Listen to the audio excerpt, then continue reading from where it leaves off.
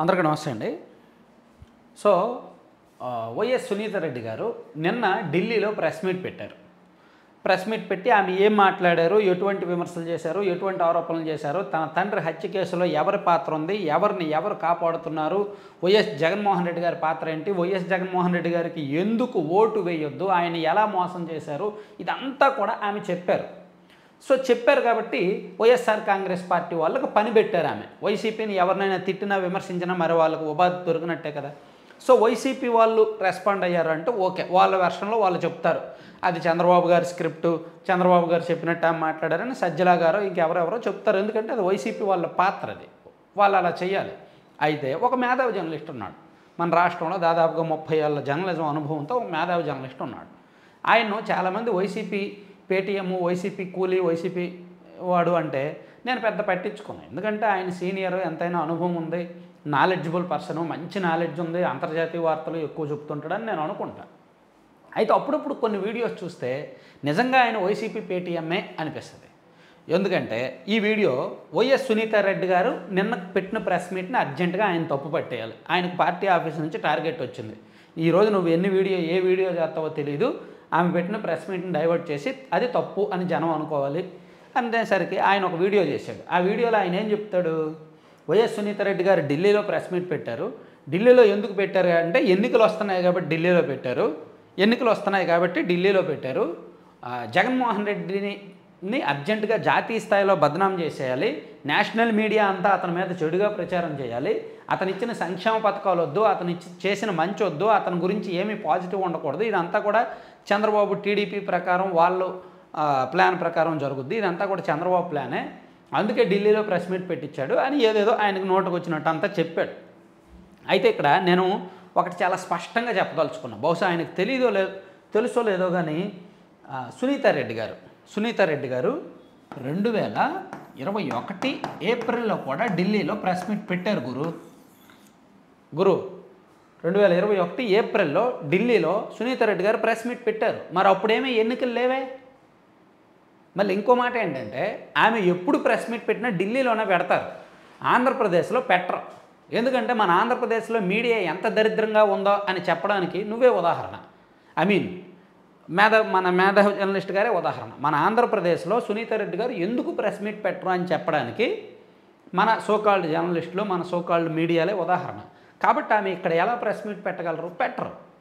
పెట్టినా సరే ఆమె చెప్పింది ఒకటి, బయటికి వెళ్ళేది ఒకటి ఉంటుంది. ఆమెకు ఆ విషయం బాగా తెలుసు. ఆమె స్వతహాగా డాక్టర్, ఆమె వైద్య వృత్తి, ఆమె స్వతహాగా వివాదరహితురాలు, ఆమె చాలా సాఫ్ట్గా ఉంటారు, డీల్ చేస్తారు. సో ఆమెకు తెలుసు కాబట్టి ఆమె ఢిల్లీ వెళ్ళి ప్రెస్ మీట్ పెట్టారు. గతంలో కూడా 2021లో కూడా ఆమె ఢిల్లీలోనే ప్రెస్ మీట్ పెట్టారు.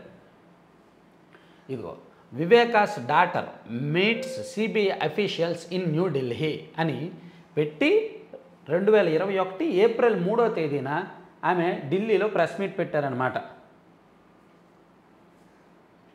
ఆ తర్వాత ఇంకా ఉన్నాయి కొన్ని,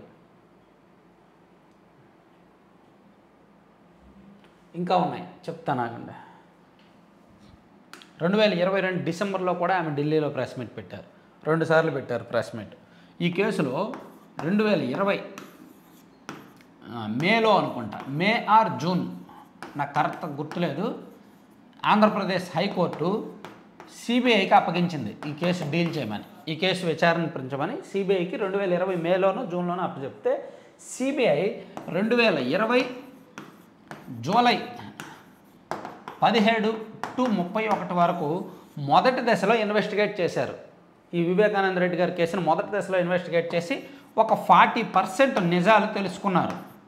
ఎవరు చేసి ఉంటారు ఏంటి, ఈ కేసులో ఏం జరిగిందని ఒక 40% నిజాలు తెలుసుకొని కొంతమంది కోవిడ్ వచ్చింది కాబట్టి విచారణ ఆపేసి మళ్ళీ ఏం చేశారు, 2020 సెప్టెంబర్ 13 to 30 వరకు మళ్ళీ 2వ దశ ఇన్వెస్టిగేషన్ మొదలుపెట్టారు. సిబిఐ మొదలుపెట్టి మరో 30% కేసు మూలాల్లోకి వెళ్ళారు. సో అక్కడికి 70% అంటే 2020 సెప్టెంబర్ నెల ఆఖరి నాటికి 70% కేసు సిబిఐ కనిపెట్టేసింది, ఎవరు చేశారు, ఎవరు చేయించారు, ఎందుకు అనేది. ఇంకా లాస్ట్ 30% మిగిలి ఉంది. ఈ లాస్ట్ 30% ఏమైంది, అందరూ కూడా పెద్ద తలకాయలే. సో చివరి 30% కేసు మూలాల్లోకి వెళ్ళాలంటే అన్ని పెద్ద తలకాయలే. దేవిరెడ్డి శివశంకర్ రెడ్డి గారు, భాస్కర్ రెడ్డి గారు, అవినాష్ రెడ్డి గారు, వీళ్ళందరి పేర్లు బయటకు వస్తున్నాయి. అమ్మో మనకెందుకులే ఈ రిస్క్ అని చెప్పి సిబిఐ వాళ్ళు సైలెంట్ అయిపోయారు. అప్పటికే వాళ్ళ మీద కేసులు పెట్టి వేధించడం మొదలైంది. సో సిబిఐ సైలెంట్ అయిపోయింది. ఇదంతా పెద్ద తలకాయల జోలికి ఎందుకులే అని. అప్పుడు ఏం చేశారు, 2020 సెప్టెంబర్తో సిబిఐ దర్యాప్తు ఆగిపోవడంతో ఒక 6 నెలలు చూసిన తర్వాత సునీతా రెడ్డి గారు 2021 ఏప్రిల్లో ఢిల్లీ వెళ్ళారు. ఢిల్లీ వెళ్ళి సిబిఐ అఫీషియల్స్ని కలిసి వినతి పత్రం ఇచ్చి అక్కడ ప్రెస్ మీట్ పెట్టారు. మరి అప్పుడేమీ ఎన్నికలు లేవుగా, అప్పుడు ఎన్నికలు లేవు కదా. ఇప్పుడంటే ఢిల్లీలో ప్రెస్ మీట్ పెట్టారు కాబట్టి ఎన్నికలు ఉన్నాయి కాబట్టి జగన్ తిట్టడానికి వెళ్ళారు అని చెప్తున్నారు. మరి అప్పుడు ఎన్నికలు లేవుగా, అప్పుడు ఎందుకు ఢిల్లీలో ప్రెస్ మీట్ పెట్టారు? ఆ తర్వాత 2022 డిసెంబర్లో కూడా ఆమె ఢిల్లీ వెళ్ళారు. సో నిజాలు తెలుసుకోవాలి. ఆమె ఢిల్లీ వెళ్ళి ప్రెస్ మీట్ పెట్టారు అంటే జాతీయ స్థాయిలో బదనాం చేయడానికి కాదు. మీ తండ్రిని ఎవరైనా బాత్రూంలో గొడ్డలతో నరికేస్తే మీకు తెలుస్తుంది ఆ బాధ. మీ తండ్రిని మీ సొంత మనుషులు బాత్రూంలో గొడ్డలతో నరికేస్తే ఆమె బాధ ఏంటో మీకు తెలుస్తుంది. విమర్శించడం తేలిక, అటువంటి వ్యక్తిని విమర్శించడం తేలిక, ఎదుటి వ్యక్తిని ఎవరినైనా విమర్శించడం తేలిక. కానీ ఆమె పాత్రలో ఆమె ఉన్న చోట మీరు ఉండేనట్టు ఆలోచించండి, ఖచ్చితంగా నిజాలు మాట్లాడతారు. సో ఆలోచించాలి, ఒకసారి మాట్లాడే ముందు ఆలోచిస్తే బెటర్ అన్నమాట. Thank you.